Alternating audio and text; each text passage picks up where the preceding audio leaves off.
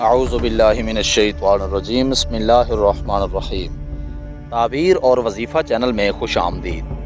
محترم سامعین، آج کی اس ویڈیو کی وساطت سے ہم آپ کے ساتھ کچھ اسلامی بھائی اور کچھ اسلامی بہنوں کے خوابوں کی تعبیر بیان کر رہے ہیں، جس میں خواب میں بیماری دیکھنے سے متعلق مکمل اسلامک تعبیر پوچھی گئی ہے، یعنی خواب میں خود کو بیمار دیکھنا، اس کی تعبیر کیا ہے، آئیے جانتے ہیں۔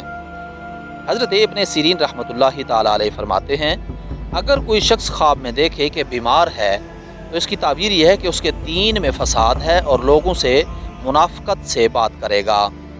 اور بعض اہل تعبیر نے بیان کیا ہے کہ اسی سال میں مرے گا، اور اگر دیکھے کہ بیماری سے تندرست ہوا ہے اور گھر میں نہیں ہے اور کسی سے بات نہیں کرتا ہے تو اس کی تعبیر یہ ہے کہ اس کی بیماری لمبی ہو جائے گی اور اس کے خطرے سے مرے گا۔ اور اگر دیکھے کہ لوگوں میں بیٹھا ہے اور باتیں کرتا ہے تو جلد ہے کہ جلدی بیماری سے صحت اور تندرستی حاصل کرے گا۔ حضرت ابراہیم کرمانی رحمۃ اللہ تعالی علیہ فرماتے ہیں، اگر کوئی شخص خواب میں دیکھے کہ وہ بیماری کے باعث ننگا ہوا ہے تو اس کی تعبیر یہ ہے کہ وہ جلدی مرے گا۔ اور اہل تعبیر نے بیان کیا ہے کہ بیماری خواب میں فسق و فجور کی دلیل ہے اور اس کو غم اور اندوہ سلطان کی طرف سے یا اپنے گھر والوں کی طرف سے تکلیف پہنچے گی۔